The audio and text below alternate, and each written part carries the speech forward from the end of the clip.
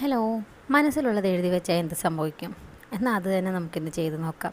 ഇന്ന് നമ്മുടെ ഗ്രോത്തിൻ്റെ 8ാമത്തെ ദിവസമാണ്. നമ്മളിന്ന് ചെയ്യേണ്ടത് വേറെ ഒന്നുമല്ല, നിങ്ങളുടെ മൂഡ് എന്താണോ അതങ്ങോട്ട് പേപ്പറിൽ എഴുതി വെക്കുക.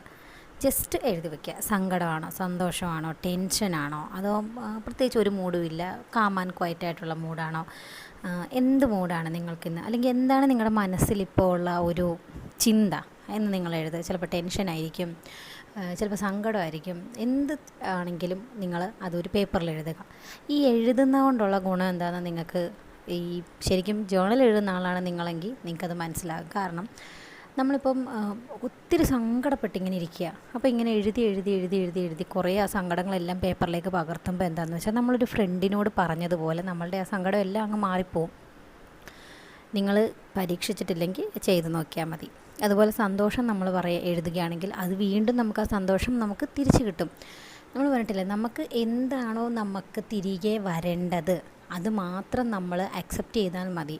അല്ലാത്തതൊക്കെ ജസ്റ്റ് പോട്ടെ എന്നും പറഞ്ഞിട്ട് അങ്ങോട്ട് വിടുക.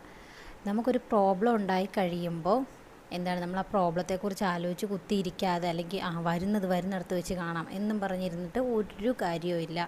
പിന്നെയും പ്രോബ്ലംസ് വന്നുകൊണ്ടിരിക്കത്തേ ഉള്ളൂ. ഇപ്പോൾ ഒരു അട്ടയുടെ കേസ്, ഞാനിതൊരു കഥ കേട്ടിട്ടുള്ളതാണ്. ഒരാൾ ആ അട്ട മര്യാദയ്ക്ക്, അതായത് ഇങ്ങനെ കുറേ കാലമുള്ള ജീവിയാണ് അട്ട, അറിയാമല്ലോ. അപ്പോൾ അതിങ്ങനെ നടന്നു പോകുമ്പോൾ ഒരാൾ ചോദിച്ചിട്ടുണ്ട്, എന്താണ്, അത് മര്യാദയ്ക്ക് നടന്നു പോകുമായിരുന്നു. അപ്പോൾ ഒരാൾ ചോദിച്ചു, നീ നിൻ്റെ ഏത് കാലാണ് ആദ്യം വെക്കുന്നതെന്ന് ചോദിച്ചു. അപ്പോൾ എന്താണ്, അട്ടയ്ക്ക് കൺഫ്യൂഷനായിപ്പോയി. അത് ഏത് കാലാണ് വെക്കുന്നതെന്ന് നോക്കി അത് താഴെ വീണ്. അപ്പോൾ ഒരു കുസൃതി കഥ പോലുള്ള കഥയാണ്. ഇത് തന്നെയാണ് ശരിക്കും നമ്മുടെ ലൈഫിലും സംഭവിക്കുന്നത്. അതായത് നമ്മൾ മര്യാദയ്ക്ക് പൊയ്ക്കൊണ്ടിരിക്കുകയായിരിക്കും, ആരെങ്കിലും ഒരാൾ വന്നിട്ട് എന്താ ചെയ്യുന്നത്, നമ്മുടെ ലൈഫിനകത്തോട്ട് ആവശ്യമില്ലാത്ത കുറച്ച് ചോദ്യങ്ങളൊക്കെ ചോദിച്ച് ആവശ്യമില്ലാത്ത കുറച്ച് പ്രശ്നങ്ങളൊക്കെ അങ്ങോട്ട് ഇട്ടിട്ട് നമ്മളെ അങ്ങ് കൺഫ്യൂഷനാക്കി, ടെൻഷനാക്കി, സങ്കടമാക്കി, നമ്മളുടെ അങ്ങോട്ട് മൊത്തം എനർജിയും വേസ്റ്റാക്കി നമ്മുടെ ആ ദിവസം തന്നെ പോയി കിട്ടും.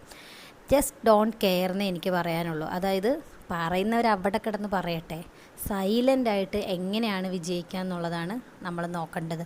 ആരോടും ഒന്നിനെക്കുറിച്ചും നിങ്ങൾ നെക്സ്റ്റ് വെക്കാൻ പോകുന്ന സ്റ്റെപ്പ് എന്താണെന്ന് നിങ്ങളോടല്ലാതെ ആരോടും പറയണ്ട. കാരണം അത് സ്റ്റെപ്പ് വെച്ച് നമ്മൾ ജയിച്ച് കഴിഞ്ഞതിന് ശേഷം മാത്രം മറ്റുള്ളവരത് അറിഞ്ഞാൽ മതി. അന്നേരം നമ്മളിത് സെലിബ്രേഷൻ ചെയ്യുമ്പോൾ നമ്മുടെ കൂടെ എല്ലാവരും കാണും.